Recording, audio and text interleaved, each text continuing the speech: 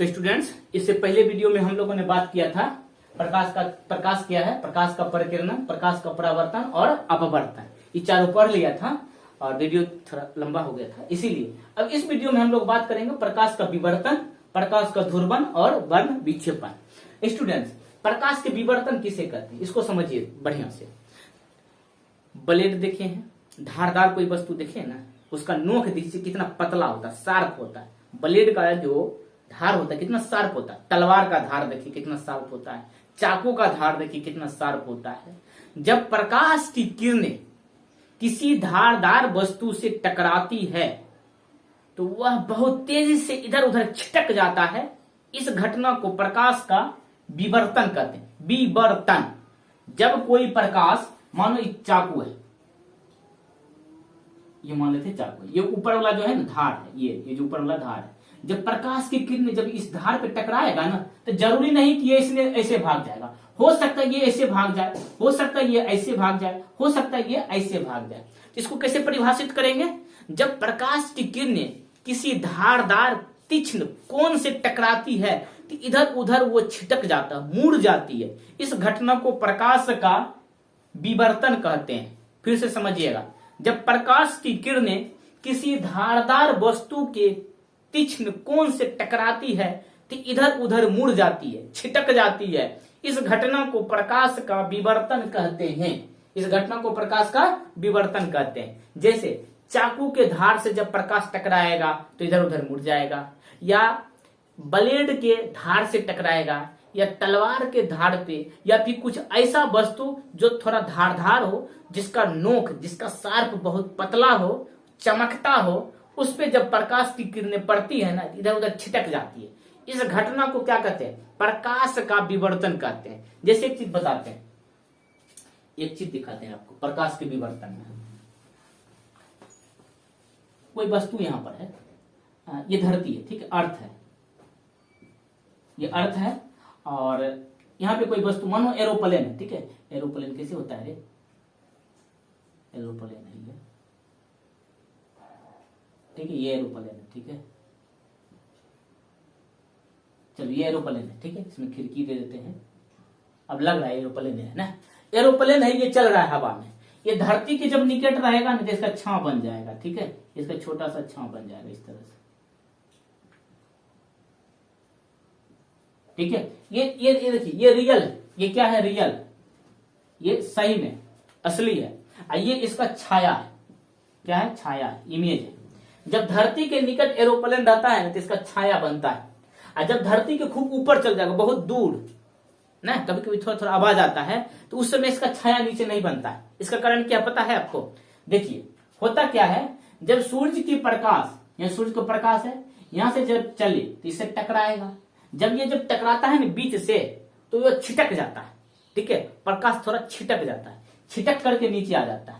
तो दोनों तरफ से छिटकता है, चारों तरफ से छिटकता है। प्रकाश की किरण पूरे पर पड़ेगा रे, तो चारों तरफ से छिटक जाता है, ठीक है। मानो यहाँ पर है और इस तरह से, और इधर से छिटकेगा, ऐसे करके आएगा, और यहां से छिटकेगा, ऐसे आएगा। मतलब जब प्रकाश की किरणें ऊपर से छिटकती है तो ये इस तरह से आता है इस तरह से।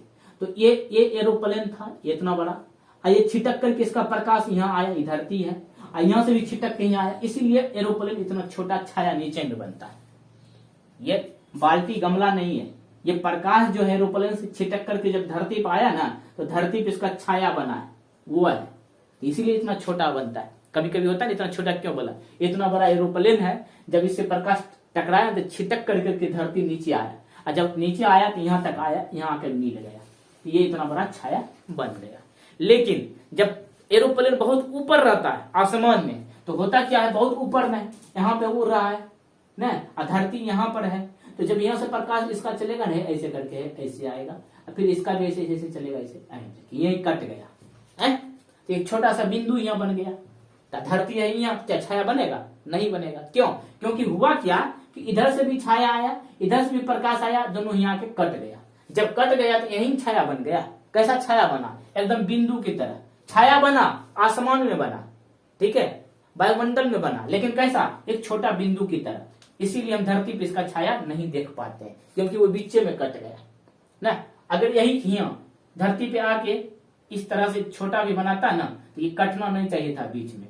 तो जब धरती के पास रहेगा तो एरोप्लेन का छाया धरती पे बनता है, और ज्यो ज्यो ये ऊपर जाता है तो उसका परावर्तन भाग जो है बीच में कट जाता है, इसलिए धरती पे छाया नहीं बन पाता है। ठीक है, ये विवर्तन की घटना में आपको हमने समझाया कि प्रकाश का विवर्तन क्या है। जब कोई प्रकाश किसी तीक्ष्ण धारदार शार्प नोक से टकराती है तो इधर उधर छिटक जाती है, इस घटना को प्रकाश का विवर्तन कहते हैं। कुछ नोट करना है तो कर लीजिए, फिगर बनाना है तो बना लीजिए।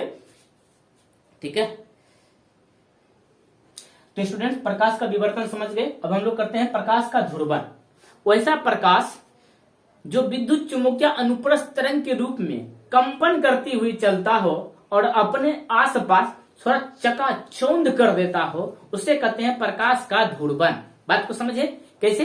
कि जैसे देखिए अभी इतना लाइट है तो हम लोग अच्छा से पढ़ रहे हैं, बहुत ज्यादा लाइट कर देंगे तो आंख चुंदराने लगा, ऐसे से करके देखेंगे, आंख को छोटा कर लेंगे, मतलब आंख चकाचौंध हो जाता है, कोई चीज अच्छा से दिखाई नहीं देता। जैसे सूर्य के प्रकाश को ऐसे देखिए, ऐसे आंख बितोर करके ऐसे देखेंगे कि लाइट चला गया, कोई दिक्कत नहीं है, हम ऐसे भी पढ़ लेंगे। सूर्य के प्रकाश सूर्य की तरफ ऐसे करके देखिए, ऐसे करके तो सूर्य दिखबे नहीं करेगा, आंख को इसे छोटा करना पड़ेगा ऐसे करके। क्यों? क्योंकि आंख चुंधरा आ जाता है, आंख चकाचौंध हो जाता है, मतलब बहुत ज्यादा प्रकाश हमारे आंख में चला आता है, जिसके कारण हमारी आंख जो है उस प्रकाश को सहन नहीं कर पाता है ना, बढ़िया से देख नहीं पाता, इसलिए आंख को इसे छोटा कर लेते हैं ना, हुलुक डिब्बा की तरह।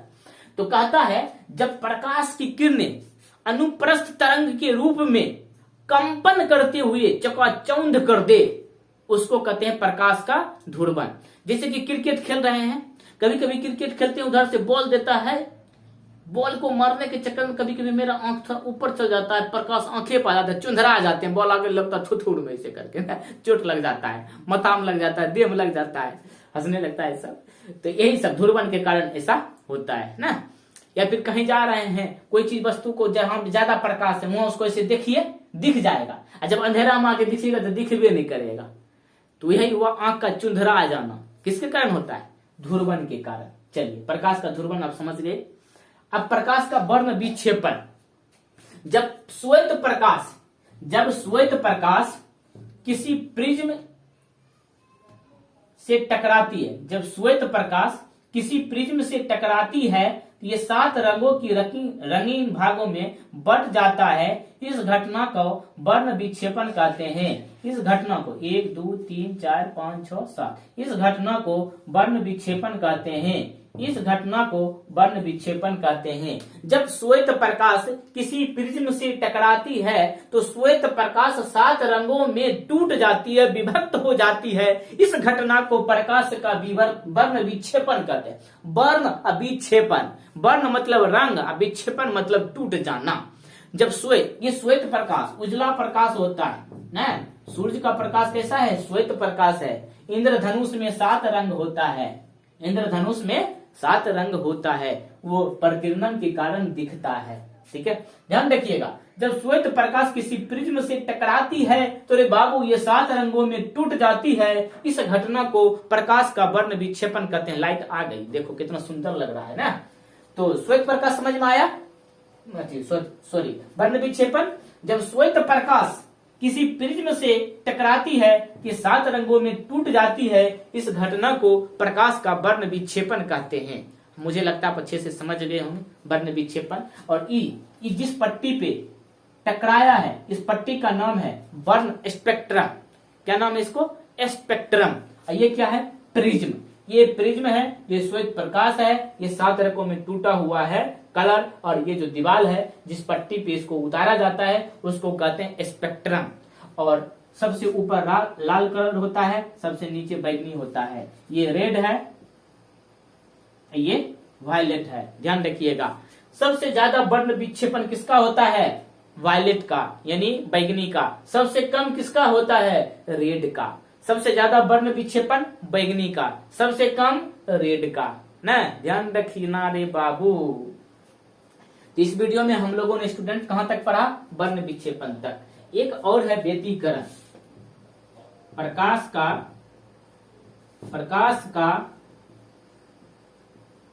व्यतिकरण, प्रकाश का व्यतिकरण, इसको भी हम लोग अच्छे से समझेंगे।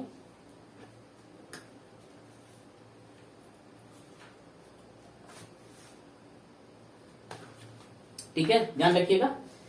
वर्ण विक्षेपन समझ गए, इसमें लिख लीजिएगा लाल रंग का वर्ण विक्षेपन सबसे कम होता है और बैंगनी रंग का वर्ण विक्षेपन सबसे अधिक होता है।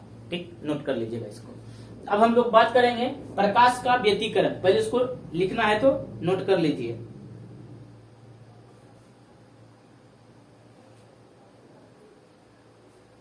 अब देखिए, कहता है जब समान आवृत्ति और समान कला, जब समान प्रकाश की आवृत्ति जो हो समान हो, समान आवृत्ति और समान कला, कला मतलब क्या, फेज, जब समान आवृत्ति और समान कला का प्रकाश एक ही माध्यम में चल रहा हो, एक ही माध्यम में चल रहा हो, तो जिस बिंदु पे वो टकराती है उस बिंदु पे उसका आवृत्ति भिन्न भिन्न हो जाती है।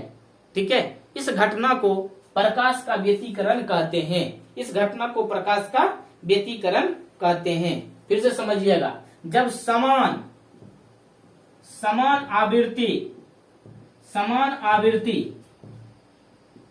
और समान कला मतलब फेज